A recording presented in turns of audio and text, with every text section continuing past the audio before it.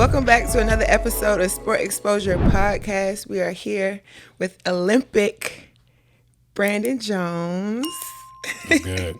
Welcome. And you know, Sport Exposure is all about exposing our stories, exposing our journeys for the student athlete, leaving a blueprint for the student athlete past, present, and future. So introduce yourself. Tell me about yourself.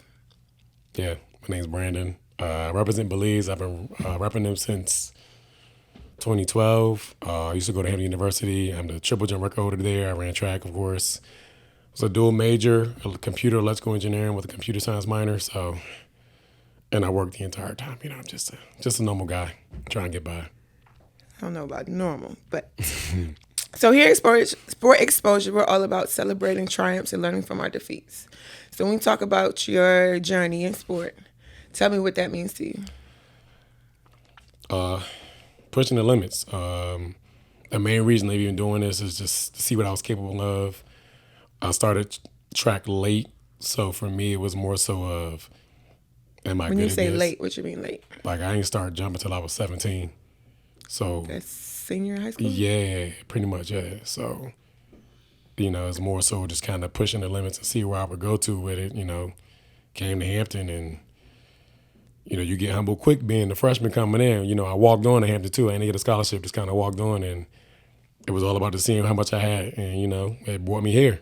And still going at however age I am now. Starting at 17 is crazy. It's wild a little bit. Like, I did it like one time in middle school for fun, chilled, and then. So you didn't really become a student athlete, so you was on your way out of high school. Yeah, I wasn't even about to go to college. My mom's got me into school, for real. Like, I was coming into school. Like, I finished high school. I wasn't about to go to college. My brother admitted me to Hampton. And then once I got, you know, when my SAT score was always high because I, you know, was kind of smart. A little bit. And then when I got admitted, my mom talked to my high school coach who knew the track coach, and I walked on. And it's been going since. Only ran 2 years at Hampton too. It was crazy. So I just kind of worked most of my joint between and had to stack bread. So that's wild. It's a little different. It is very different. I don't have the traditional 4-year joint. Now I ran my freshman year and my senior year. So we're talking about, did you run was your senior year? I ran my senior year. Yeah, I did the open 4, open 2. I did long jump, triple jump, the 4x1, the 4x4, 4x2. And I did the multis indoor. So what was that like, just jumping into being an athlete? I mean, for me, it was got a job to do. I mean, yeah, I'm already running. You know, practice was the hardest thing you could do. So for me, it was, I mean, you survive practice, you're going to a track meet, you don't got to do it one time. You know, so for me, it just kind of got it done. I was already kind of fast and I could jump pretty well. So I had a little bit of an edge, and then I was always kind of tall. So it made it a little easier, but my job was just get the job done. That's the best I could do. So your story is really giving hope to student athletes that think it's too late. And it's never too late. Like literally, if you try and do that joint, and as long as you got to grind though. Like everything's a grind. I had to die a few times at practice to really kind of get my body into the shape of saying, all right, now we ready to work. Because even though I took those years off, I still was staying active. Like I would jump at random unattached meets, or I would race random people. I would do things like basketball, football. I did soccer, everything I had to stay active on my own. So like when I jumped back into track on the track team, it was more so like the track coach had heard of me from the other athletes, and he approached me and said, yo, I got money if you're trying to come back and run your last year. So I came back my last year. So transitioning from only running 1 year in high school into being a full-time collegiate athlete, what type of challenges you go through? It had to be. Listening. Like that joint, like I'm used to working, right? So I picked my majors. I ain't picking like no crazy easy major. I picked computer and electrical engineering. I'm like, I gotta go to Olin for mad amounts of time, but I still gotta make practice. That's the farthest building on campus. Yo, by far. Crazy. Dumb far, right? Like dumb far.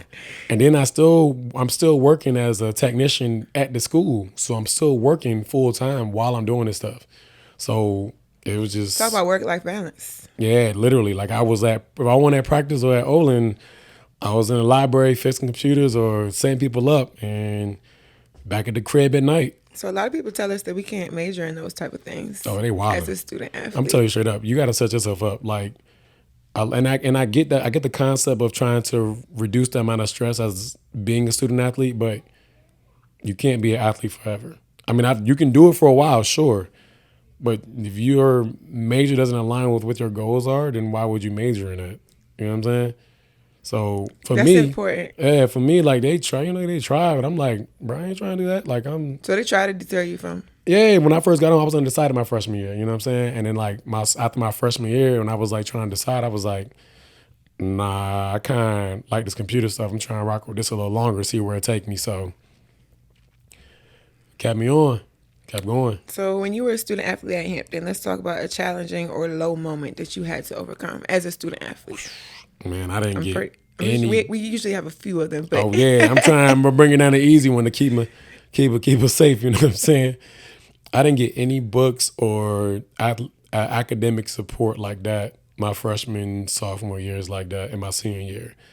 Books are expensive. Expensive as hell, especially as an engineer. Like, the books just cost Johns. money. Yeah, that's, yo. You actually had to read them, so you needed them. Yeah, I mean, because they references for everything we do.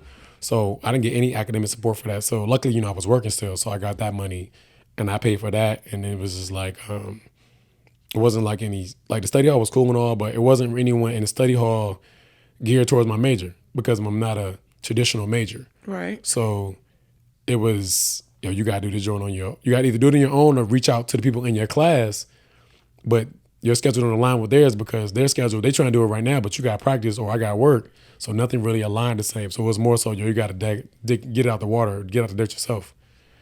So coming from, I feel like our society now and generation, they say student athlete, but we know you're athlete first, student second. Majority of the time, but in your case, I chose student first, but like legit student first. Did you have time? Did you have a? Oh, I made sure I enjoyed myself. Now, don't please believe it.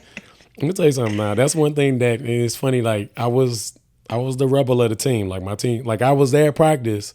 I can attest to that. Yeah, I mean, hey, I do what I want. The balance. Yeah, I do what I want. You know what I'm saying? Like, I mean, I'm gonna stay within measures, and I'm gonna make sure I'm within restraints. Nothing too crazy. But I'm gonna do what I want. Like, if I'm trying to have some fun, you're not gonna stop me. It's impossible. I don't care where I'm at. Like, I mean, I feel like you have to set time for yourself. I don't care where you are in life, student athlete. You'd be stressed otherwise. You know what I'm saying? And I missed a lot of things like spring breaks and stuff. I missed, for track meets because our track meets were during spring break, which is for me was cool because, all right, I ain't want to go to spring break because I knew I'll be crazy during that time. But if it's getting close to the end or the beginning of the year, if I felt like going somewhere, we out. I'm chucking doses. Because in hindsight, I never had a break.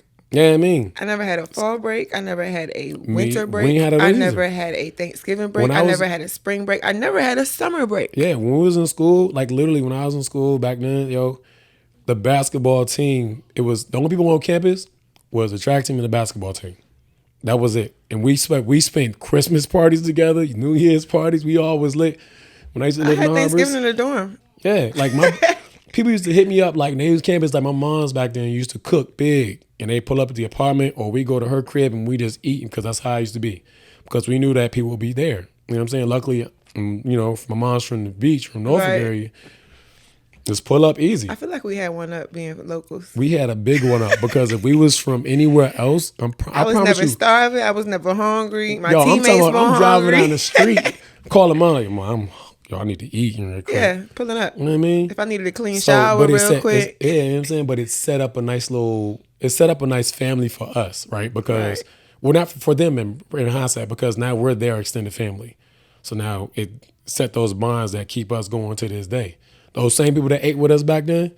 Still locked in. Oh, what, man? My mom used to be cooking for everybody. Hands down. They used to call me, your mom's cooking all day. Mom's made spaghetti. All day. Mom's used to come through the crib out there, track me, and go crazy.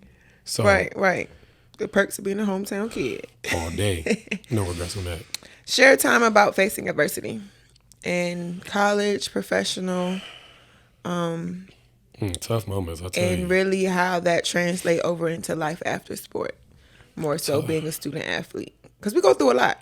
No, we do. We go through a lot.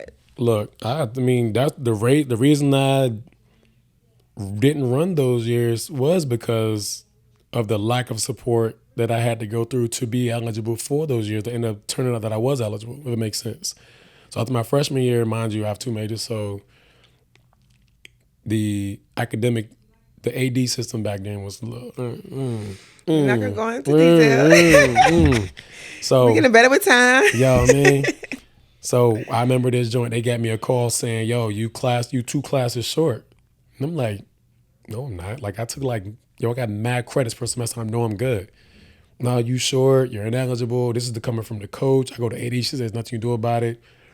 This is my freshman, and then going to my sophomore year. I don't know what to do. Like I'm trying to figure out who's gonna help me. Right. Everybody telling me I'm ineligible. So this is when I was like, I walked on. I ain't even worried about it. F it. I'm gonna just go ahead and go back to work. I was already working, and I was training myself with my other coach on the task, just doing stuff to stay in shape. This lasted for 2 years. New coach comes in. After he found out I was still training, right? Hit me with I was like, I told him, I said, man, I'm ineligible. So, I ain't even, he was like, let me get back to that. I remember this dude, Coach Lewis, man, rest in peace, my guy. I gave him hell, by the way. It's crazy. But I feel like we all gave a coach hell at some point in time. Crazy. So he called me back, He came to me, matter of fact, was like, yo, you've been eligible your entire time. Literally, right? So he takes me to the engineering department. I go to the engineering lady there, wherever she was. And she was like, yeah, you've been ahead by 4 to 6 credits each semester. So whoever checked before, I don't know what they was checking. But they literally made me, I didn't run those my sophomore and junior year because they told me I was ineligible. So I lost my 2 years eligibility due to a mishap from the lack of support I had.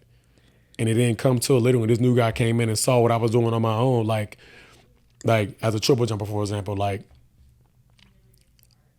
I have the triple jump indoor record. I have the triple jump record at Hampton, right? It would have been further because I jumped further when I was off the team than I did then. Like I had jumped like 53 feet and the record's like 51. And I jumped that on my own, just like chilling, coach training on the side while I'm working. He was like, yo, I need you back on the team. Where did that mindset come from? Because a lot of student athletes would not have, they probably would have let it go after the first year. I wasn't honestly about to do it, man. Coach Gray the one put me on. He the Shout one out to Coach Gray. Man, Coach Gray was the GOAT, man. He the one had me on. Like he was like, yo, I'm about to get you back in. Like he the one told me to do it. Like I was not about to go back. I was living my life. I was good. Like I ain't no worry about that. He was like, nah, you going back. So talk about the importance, because Coach Gray trains you to this day. To this day. Coach Gray has trained me since 2005. Talk about the importance of having a coach in your corner or a mentor in your corner. Coach Gray like my brother, man. Like I have a real brother too. Like my older brother's my mentor, so, since I was growing up. But Coach Gray probably kept me in line these years because I have been a rebel. And I don't, it's cool. He's known me, we've been butting heads for years, but he knows me. He knows my training methods. He knows my mentality. He knows how to handle, especially when I get I don't get frustrated a lot, but he knows how to handle when I do. Because, when I get frustrated, it's a wrap. But it's important to have those people around you. You got to have them, you know what I'm saying? So he's been that guy to kind of keep me in the reins. And, if I got something to say to him, I say it. He'd be like, and he's able to break it down in a logical way because I'm a very logical person too. So he breaks it down in a way that makes sense to me. And I'm like, you know what? All right, I get you. You make sense. I got you. That's on me. I got to do better. And he's still mentoring to you to this day. Like, now it's more so of a mentor brothership because now I'm helping the younger ones in our group. But yeah, to this day, I'm still learning. Like, it's never in the battle, you know what I'm saying? Because we're still evolving. And that's what I'm here for. Grateful for that, man. So how did your journey from high school to college impact your professional journey? Because it's been a journey. I just knew I couldn't give up. I mean, I've been through everything. And it got worse when I got to my professional level, with the surgeries and stuff. But I just knew I couldn't give up. Things about to push me back left and right. You had some pretty intense surgeries. Yeah, tumor on my throat, dislocated leg, and there has been some stuff. But I mean, like I said, you can't, if your body, at the end of the day, if you think about, if you sit back and reflect and you know that your body is capable of more because it tells you, you can feel how you feel. The passion's there and you're physically if you mentally know that your body's physically capable of more, then keep going. Because the moment you push back and you stop, you're going to have regrets. And I don't live with regrets. That's not my thing. So how did you overcome the surgeries? Because it's been multiple. And there haven't been, it's not a little light, little tweak. I had 13 surgeries in 2 years. The first one being 2 weeks before the Olympics. That was probably the worst battle, but it was the little mini me I have with me. She's probably one of my driving factors. There's no way you're gonna let your child down, right?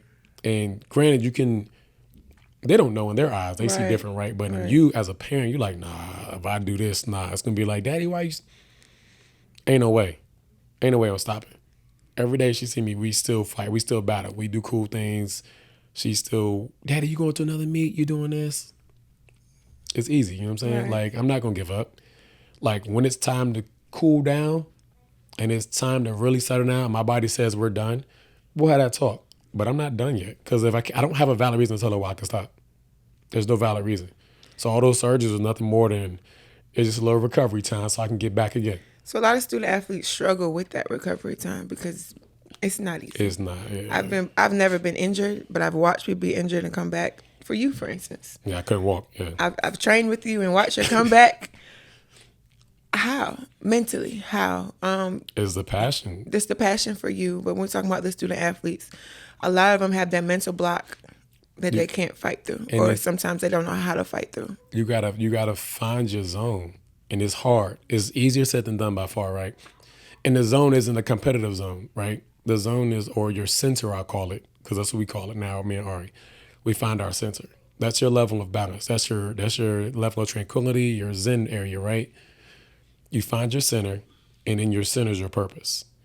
And if you're entered, you find your center and you're there, and you reflect upon your sport, and there's no passion for it, that's what's holding you back from wanting to improve. But if you think of your sport and you think of all the potential that you may or may not have, and you like, or what you may not have achieved, but you have, that you want to do, and it's there in your center, your comfort zone, that's your driving factor. Why would you give up on yourself? Right? That's deep. You can't give up on yourself ever. That's it. So is that how you keep yourself grounded? Every day, without question. So tell me about your mental health practices. I meditate daily. Oof. Because you've gotten me together a few times. Because you got to, you know what I mean? Like, I meditate daily. I live in a land of graciousness, right? We wake up, we're alive, we hear, like, we have a roof over our head. And if we don't, we are capable of going to a place where we're safe. And that's where you're grateful for, right? You're gracious for that. Life can get worse, but we want to make it better. In order to make it better, you got to keep proving yourself or pushing yourself to do that. And it's not always just striving to do extra. Sometimes you just where you at is cool.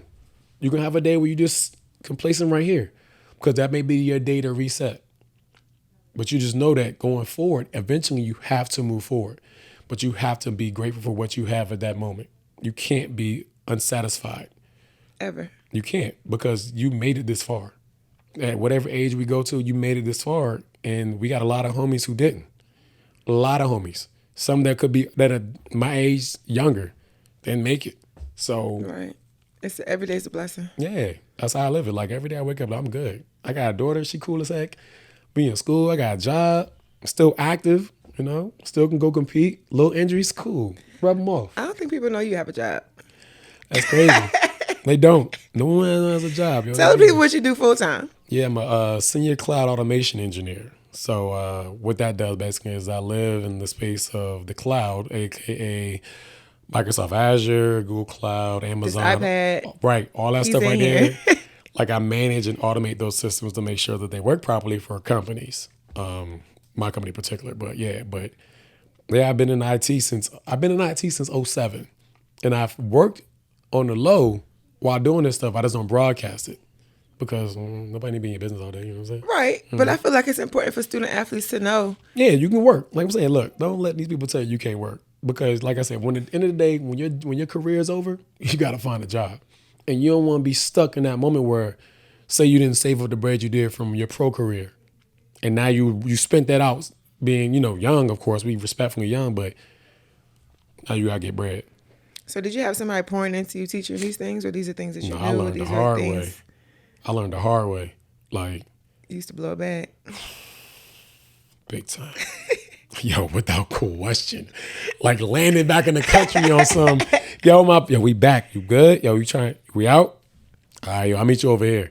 Like, they ain't even had no whip. I just landed back and hit people up like I'm on a plane. Blowing the like, bag. Where y'all want to go?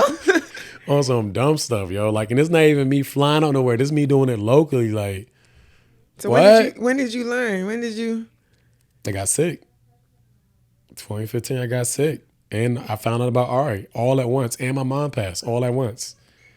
Everything hit me at literally within everything hit me within a 2-week span of all that news.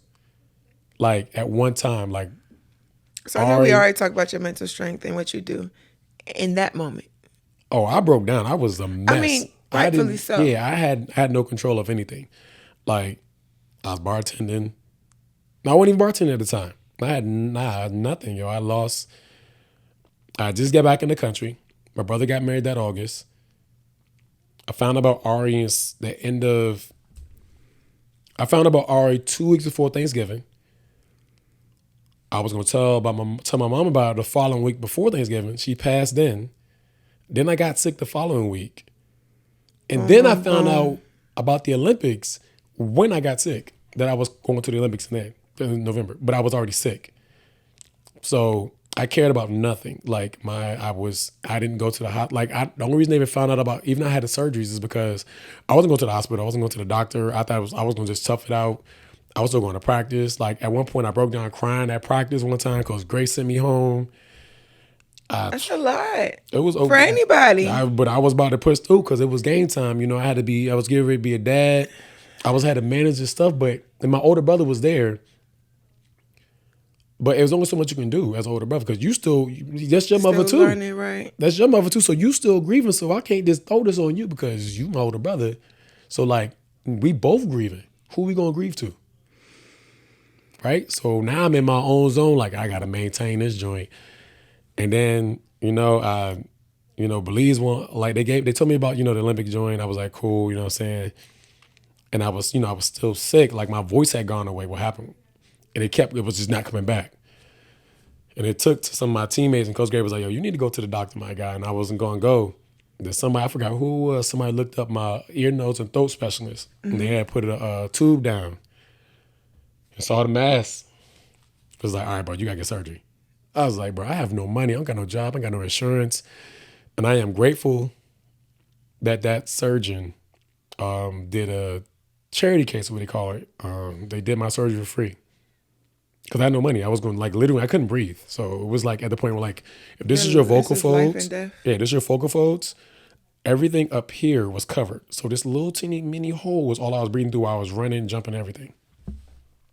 And you were trying to push through it. Oh, I pushed Athletes, we try to push through everything, don't we? I did that joint for 2 years straight. Even after the surgery, it kept coming back. For 2 years straight, I still would do that. Surgery, rest, go again, surgery, go back. It was crazy.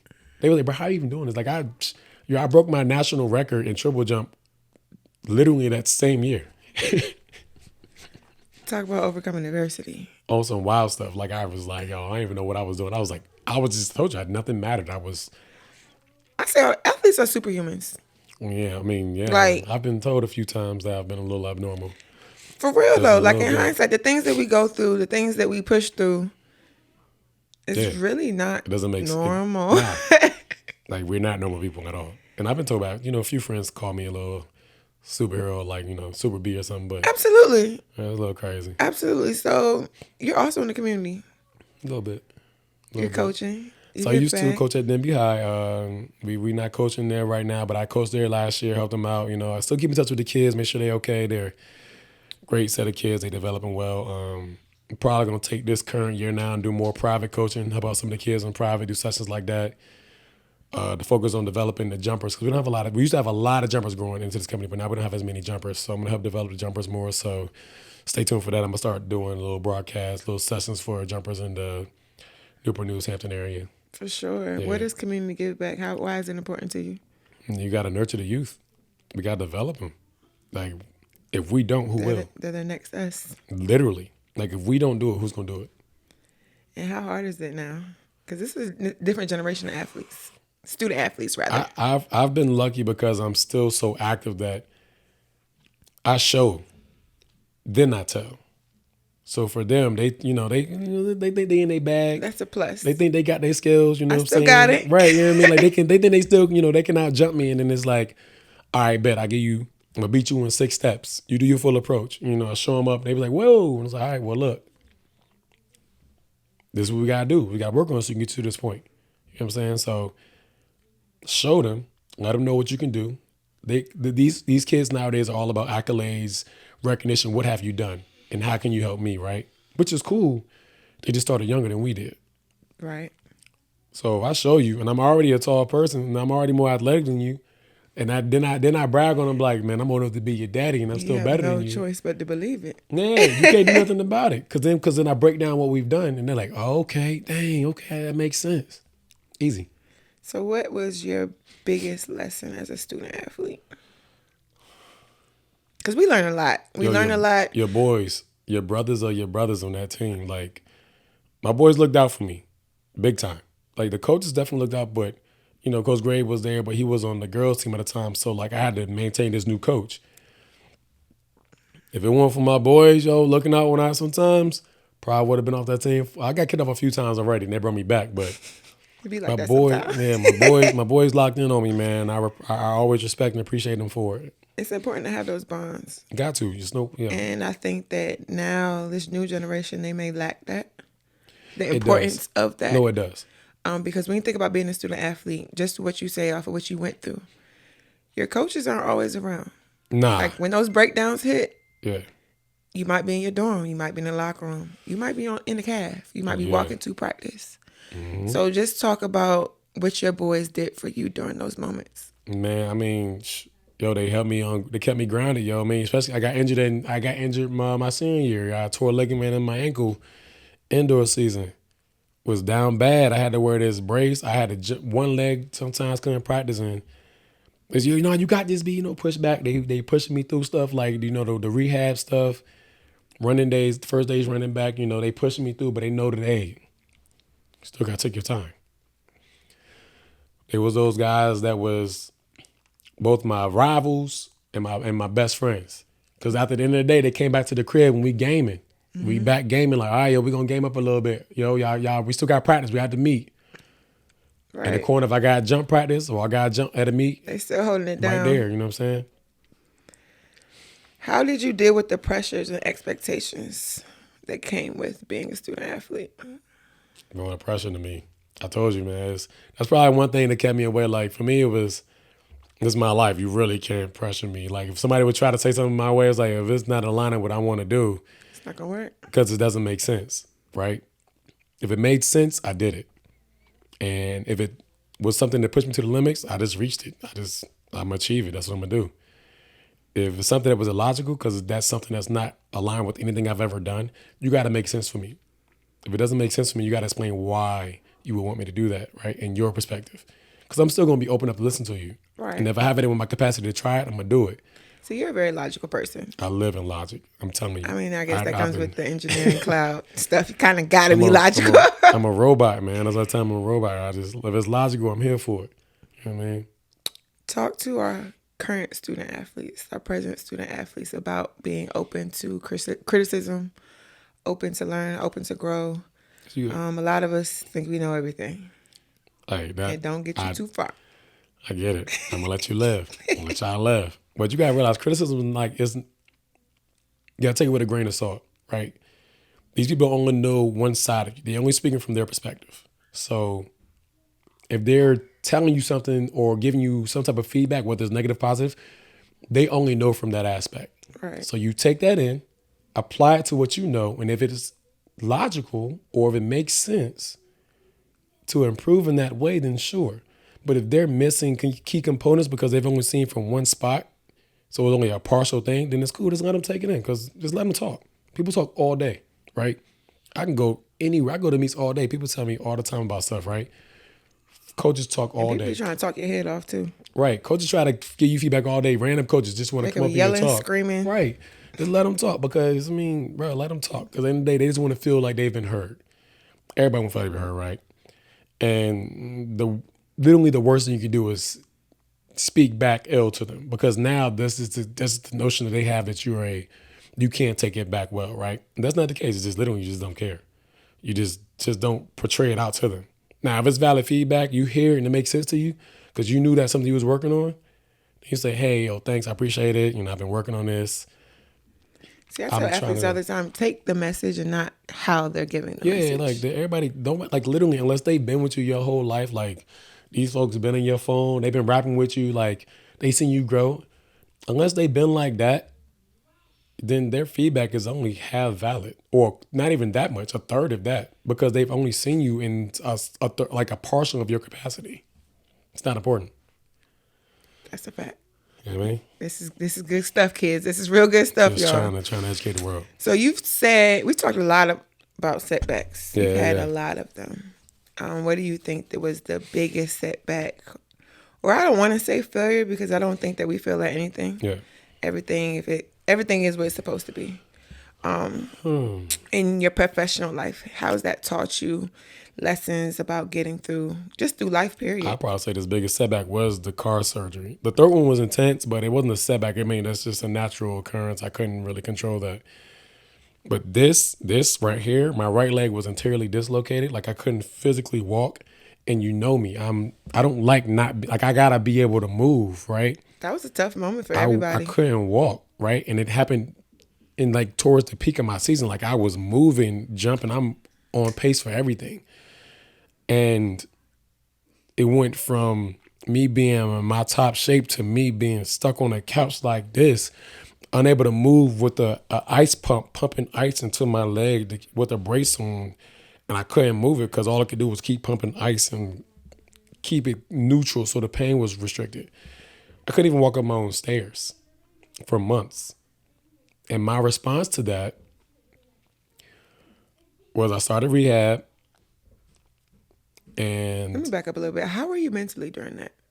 I mean, of course, we always try to be positive. Let's be real. No. That's what I'm saying. We always try to be positive. Always glass full. I was livid. I was on some. Yeah. If I could, if there was a person to fault and fade, I would have faded that person. But the only person to fault was myself.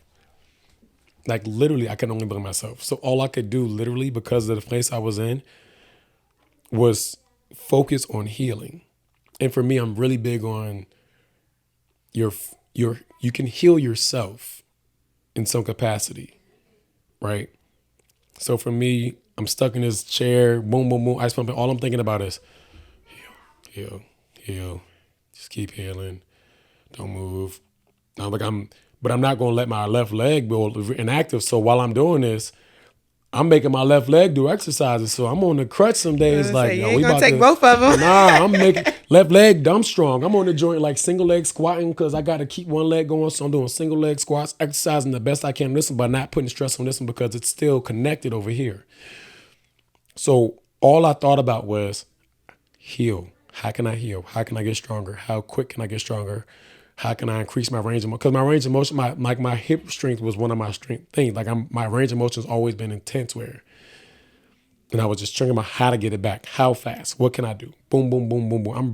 While I'm stuck in the chair, I'm researching stuff. What can I do to get stronger?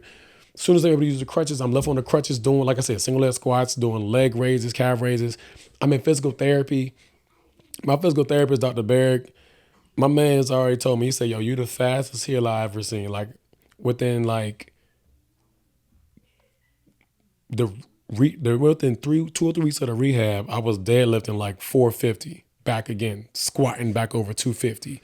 And this is just on the strength of me not giving, this is before the surgery. I had to do this to bring my base up for the surgery. To even get the surgery? Yeah, because to start back over? Yeah, because I didn't want to start with so you increase your natural base. So I wanted my base to be high, so when the surgery came out, I wasn't all the way down. Right. So I'm in the joint just lifting everything, range of motion, doing all these exercises the best I can, pulling sleds, everything the best I can, so that when the surgery came and I did it and I'm back down, laying down, recovering.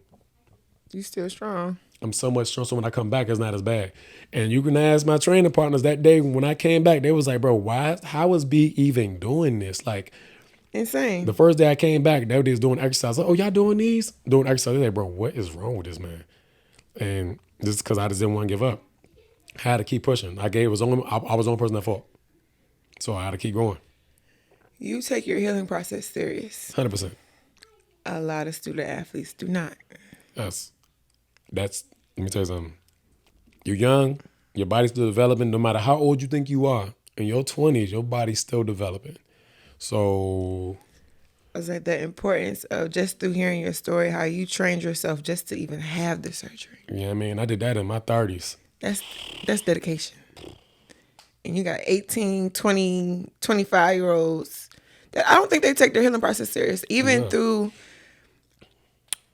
stretching, for instance. Yo, you got stretch there. That's crazy. I don't think I took stretching serious till maybe 2-3 years ago. We put you through the wire. Yo. Like, yo, I don't feel like doing this. We put K through the wire. But it's important. It's important. And if you don't, it helps with a lot of like different movements that we do all the time. Because it's our natural body. Like our body, this is stretching. Just all it does is just increase our range of motion and our strength and our mobility strength with our natural bodily movements, right? So the way we walk, sit, stand, like jogging, like how we strike the ground, free throws if you basketball, soccer, everything you're doing, this range is based on your natural body composition. So if you're not stretching, then you get stiff and then you feeling like you can't do too much because you limited. That's why, because you just limited yourself. So if you're talking to a kid that just blew their knee out, ACL, MCL, all them letters. Namaste first thing. For sure. What are you going to tell them? What advice do you have to give them? Because it happens. Yeah, 100%. You got to rest first. For that injury, that one dictates more rest. Like my hip was one thing because I can sit and be more stagnant like this, right? But even though I'm sitting, I can at least move like this, right? Mm-hmm. But when it's a knee, like... Because, I said that because we see that often. Yeah. But it's you have to realize and understand that you're going to go through an intense rehab process, but you have to start with square one. You can't skip any steps, and you got to trust the process that your physical therapist gives you. And all those extra exercises that they give you at the crib, you have to do those joints religiously. Like I'm talking about, it needs to be as soon as you wake up. But while you watching TV, just like, all right, like for me, when I tore my ligaments, like when I tore my ligaments, I was doing the ABCs on my ankle every day. Watching TV, like, all right, let me do them joints real quick. Because if I didn't, it's going to, and I go to practice and try to run and I'm feeling the ache, it's because I didn't I didn't do what I need to do. And you can't blame anybody but yourself. But you taking your healing process serious back then. Fast forward to how old are you now? Oh, man. Oh, you don't want to say it on mic? I'm 36. I don't care. You know what I mean? 36 out here. But that's why you're still able to do what you can do. Yeah, I just literally, you got to take care of the body. This is your first house. Your body is the first house. Body is a temple. It's literally your temple. This is the first gift that you were given. And you should take care of this joint the same way you take care of your shoes, your clothes, all your electronics. It should be better. Right. Like, it should be better. You know what I'm saying? Your house, you live in your crib, you know what I'm saying? Like you feed it. You know what I'm saying? You make sure you clean it. You know what I'm saying? You shower. You know what I'm saying? You got to make sure you take care of your body because once this goes away, that's the end of your journey. Everything else. Like this is the end. This is your journey. Once this is over, and not even an athletic body, but just in general, once your body is done, that's your journey. So give it that longevity. Take care of it. Stretch, hydrate, meditate, yoga. You know what I mean? Just chill. Be grateful for life. You'll live a lot longer. For sure. Mm-hmm. That's drops mic right there. I'm trying to love something, man. For real, you dropping hella gems. It's just because I'm old, I guess. So in what ways do you find yourself applying skills and values that you learn as an athlete to every day? Everything you just heard me say, I guess, because I applied it to myself and to my daughter. These life lessons taught me the level of patience I need now to be understanding and open-minded with being a girl dad, you know. We love girl dads. I'm trying. Y'all are the best. We try to maintain it. But it's like you can't, this is not a boy. So you can't live that life or do certain things around her that you would around a boy, right? Because you need to instill certain values. She needs to understand that the value of a man and how he lives and what he does and how she should be treated from men needs to be reflected from the father, right? what I'm saying? We goof around all day. We play all day. We work out. Like, that's my best friend. Right. You know what I'm saying? That's a blessing. But she know like that, hey, we got chill. Sometimes chill out. I hit her with that. She know. You know what I mean? So, like, the patience, the understanding, the focus, she focuses, the time she's frustrated at school and we got to sit there and talk. I've had plenty of calls at school when they call me and I had a call on her phone like, hey. Get it together. Find your center. She knows exactly what that means. 100%. Once I say that, it's over. Find your center. Okay. You good? Mm-hmm. Let's go apologize to the teacher real quick. We all right now? Okay. Easy. And I'm sure, or maybe let me ask, you having a daughter, does that help coach girls? Yes. Yeah. Because there are a lot of girls, in hindsight, a lot of them don't have father figures. Right. And they cling. It's cool. You know what I mean? Because I love, and I tell, like, even my them because I love them little girls like my daughters, man. I tell them, they be text, man, Coach Jones, can you look? Y'all gotta chill, man. Look, we gonna work out, but y'all gotta listen. You know what I'm saying? Because they still stubborn. They do their ways. You know what I'm saying? But I love them like the daughters, and even the boys, man. I love them like my sons, man, because they reflect on you and they imprint on you that same way. They look at you like, oh man, yo, we're gonna fall around you. They joke around. They want that level of, you know what I'm saying, interaction. Representation is important. And it's there. You just got to understand, we still set boundaries as a coach, but we know that we still there to help them improve because we're still nurturing them. So Sport Exposure is all about providing a safe space for student athletes. What has maybe this space or even other safe spaces athletes done for you or benefited you in the community, for yourself and your journey? So I feel comfortable. Like this is a place that, from what I've seen and I've observed, right? This is a place where it allows you to release. And student athletes, we don't have a lot of that in the capacity that we want, right? Because it's not to say it's coming from somebody old, and they don't have that same exactly. It's experience. Different. Right. It's different. But it's coming from you, coming from me, from the crew like that. We like, I'm talking to you. We can rap. You know what I'm saying? And it allows you, like I said, it allows you to release, get out that frustration you need, express what you need to express, then receive the feedback that you may not want to hear, but you need. Because it's safe. Yeah, because at the end of the day, we still love you. Right. We want you to be great. Exactly. But you're going to get this feedback. You're going to hear what I got to say. You're going to hear these words. I'm going to get this off. You know what I mean? I'm going to get this off. You're going to hear these words, and we're going to love each other every day. We're going to wrap up, have a little fun, might grab some food. We're going to chill. Exactly. But you're going to hear what I got to say. Exactly. So we're going to have a risk and reward moment. All right. Tell me about a risk in your life or in your journey that you had to take. Fast forward to turn into a reward. Ooh, a risk.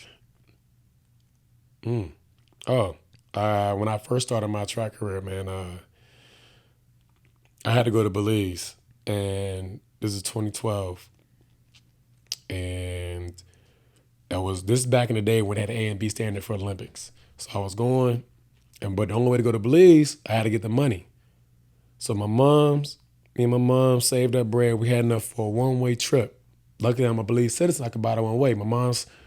She was like, look, you go out there, my dad still live out there, so you live with your dad. She said, look, I don't have no money for you. When you go out there, she said, this is what I got. We going here, we going to hustle. She said, do what you got to do. I bought that one-way ticket. Remember, it was May 25th. Bought the one-way ticket. No, it was June 25th. Bought a one-way ticket, June 25th. Flew down to my dad. My dad was at the airport waiting, hype. You know what I mean? So get there, meet the president, meet the rest of the team. And that was my first international trip representing Belize. And I had to risk it because I was working at Apple, but I had to go because I had to represent. I was trying to hit the A and B standard for Olympics, and I was close. And I get down there, get to my first meet. I ended up winning my first international meet in triple jump. I had set the Central American record at that meet, got second in long, and I had up running like the relay, got third in that. And I had my first meet, medaled 3 times, and it was like, yo, who is this dude? Like, that's still all right. On some random stuff. Like, they was like, literally, it was like these other countries coming to me like, yo, who is this dude? Yo, where he come from? I'm like, yo, it's Belize, yo. It was like, you know what I mean, try and survive it. And, when I did that, I performed so well, I ended up getting the bread back to get back home to mom's. I was there for like the whole summer, came back to mom's with the medals and stuff. Man, I ain't never seen her so happy, man. She was in that joint hiking. Like, she put them joints up, had my little bib up that day too. It was crazy, man. That was the biggest risk, and that gave me the biggest reward because I'm still here. That was the start of my career as a collegiate athlete. That's definitely a risk and reward moment. Crazy, right? Literally one-way ticket, all we had. Fast forward to now, look at you. I don't even know where I be at. I'm barely here. You be trying to catch me. Look at you. Lucky I'm in the country today. No, for real. There This to man go. be all over the world. Literally all over the world. So Sport Exposure is all about exposing experiences, exposing our journey, to help navigate, to help the past, present, and future student athletes. What do you want to expose? Exposure can be good, exposure can be bad. What do you wish that somebody would have exposed to you about your journey, about track, about just being a student athlete? It's the process, man. Just I wish someone would have been more transparent about the overall process as a student athlete, because had I known about the process more, I could have dug deep, right? And I probably would have got those 2 years. But there was nobody to teach me about the ways. I'm around, like I said, I ain't even only supposed to go to college. I'm over here winging it. Yeah, literally winging it on some, walk around with a hoodie and a backpack and set, you know what I mean? So that was one thing probably had I had that level of transparency, because the problem is that what I realized, these officials and these stuff, they start to treat you like kids, and we're not kids. Like, we're kids in age, right? But we made it through high school. We're here on our own. So therefore, give me the respect to teach me what I need to go. Right? Because if you give me my options and let me make my decision, whatever I make from that point, you can give me the feedback you want. But if you let me make my decision, that means I'm ready to take the consequence too, whether it be good or bad. So let me make this decision. But you didn't give me that choice. You know what I mean? Process for So sure. Yeah, that's the process, the thing. A lot of student athletes lack that. Big time. That's what they got us. That's why I got Sport Exposure. Yeah, that's why I know. I appreciate it. Well, thank you so much for taking the time. I know you're a world traveler. I was a normal guy trying to get by. You know what I'm saying? I'm a monk out here. Thank you so much for being here. Y'all stay tuned. Make sure y'all are liking, commenting, subscribing. Sport Exposure Pod, and we'll see you next time. Take it easy. Thank you.